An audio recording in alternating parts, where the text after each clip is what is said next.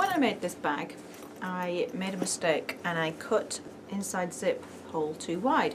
So I made it into a little feature zipper, and I really quite like that effect. So I'm going to show you how to do this yourself on any bag pattern that you have with an internal zipper pocket. Usually your zips will look like this is what I'm working on right now, like this. So that you've got just the zipper teeth and the fabric either side. But if you want to inset another little piece of another fabric in there, so with this bag I use the outer fabric. I'm going to show you today how to do that. So to start with, what you want to do is measure the width of your zipper. When you measure the width of your zipper, most of the time for the inside pocket type, it'll measure an inch. This one is 1.25 inches, but I'm not going to use this one anyway because the teeth are really large, and my actual zipper hole is a little bit smaller, and I don't want to sew over these teeth, and I don't want to unpick and take off the extra teeth either. So I tend to use this size zipper. These are about 1 inch wide, but just check that before you take it any further. They might be just a little tiny bit under 1 inch, and that's fine.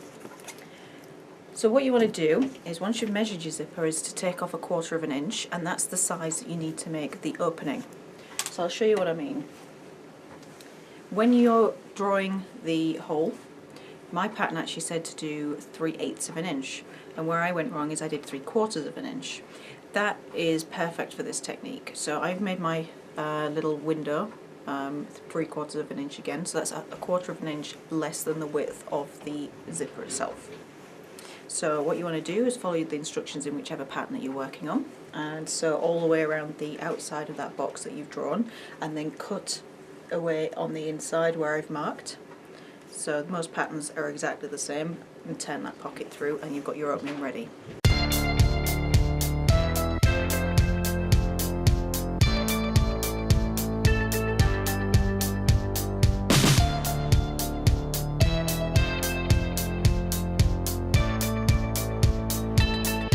So now you have your window for your zipper to go through, and the lining of the pocket is on the reverse side.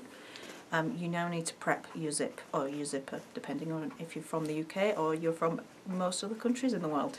This is the zip that I'm using. You can always use slightly longer zippers if you want. If you use longer ones, you will just need to trim it down afterwards, but because the teeth are quite small, that's really easy to do. You want to get some of the fabric that you want to show through, and you need to cut that 2 inches wide. So that's what I've done here. I've got 2 strips. They need to be either the length of the zip or a little bit longer. It doesn't have to be perfect. You can always trim them off afterwards, but it needs to be at least the length of the zip that you have.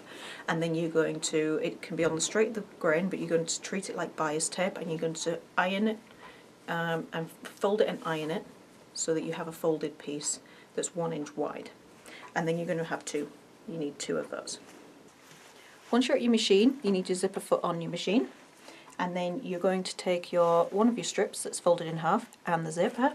You're going to align the raw edges to the edge of the zipper like this, and then I'm actually going to open my zipper a little bit, because then that gives me a little bit more room to work with to begin with, and then I can close it up and carry on sewing all the way down when I'm stitching it.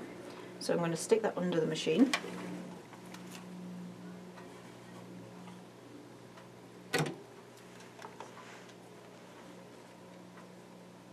And I'm just going to sew it close to the teeth.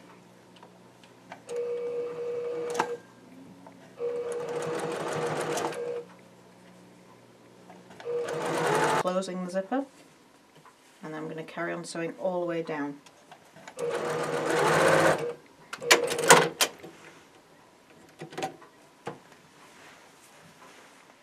So now you have a piece that looks like this, and you need to repeat that for the other side.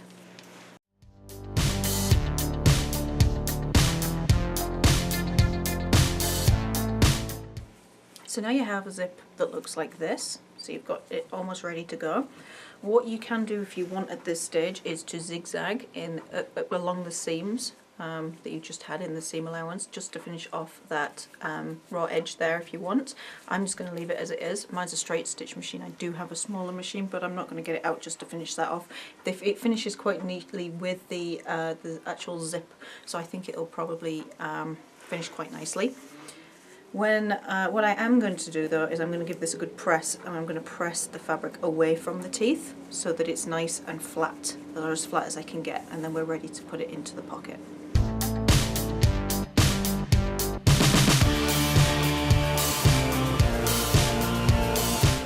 Here's our nice flat zip, and a couple of tips for ironing, because a lot of these have got plastic teeth.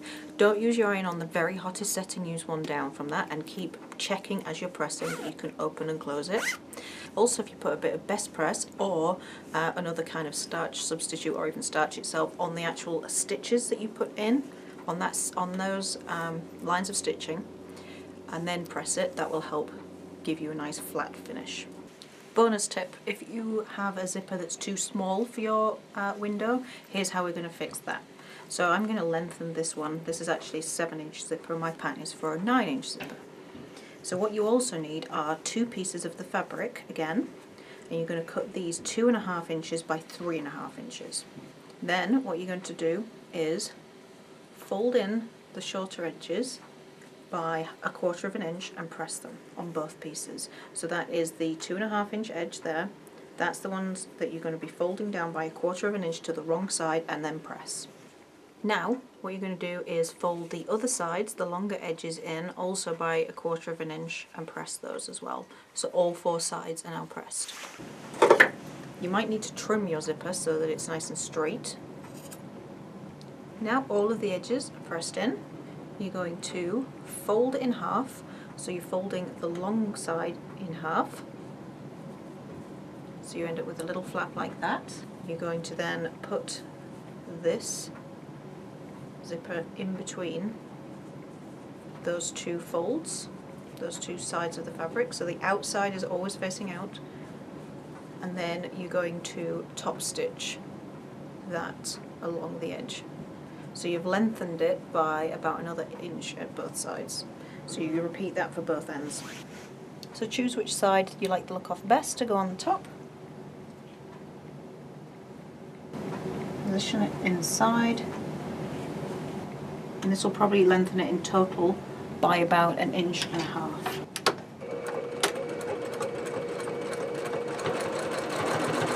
And my top stitching is about 1/8 inch from the edge of the fold.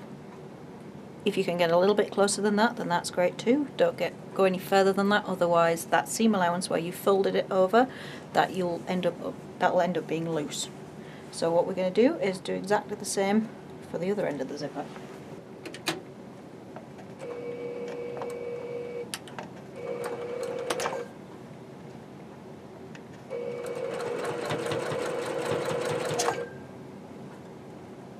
Now we have this, we're ready to put it inside the hole that you created earlier. So that looks like this. We're going to put this behind it, just like it says to do in the pattern. And you're just going to arrange it how you want it. So I need to pull mine over to the left a little bit. Once you're happy, pin it in place and then sew around all of the outside edges, and then you continue to follow the rest of the pattern to finish off the rest of the pocket.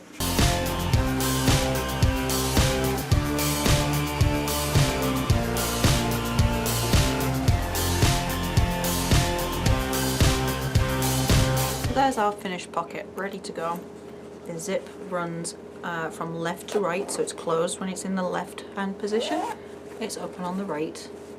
And then my next stage with this particular pattern is to put another piece of fabric, right sides together, sew around the edges, and then that will complete the pocket inside. You may have a slightly different pattern where you need to then fold up the other half of the fabric, which finishes off the bottom for you, and then stitch around the 3 remaining edges. But just follow your pattern from now on and you should have a nice finish on the inside of your bag.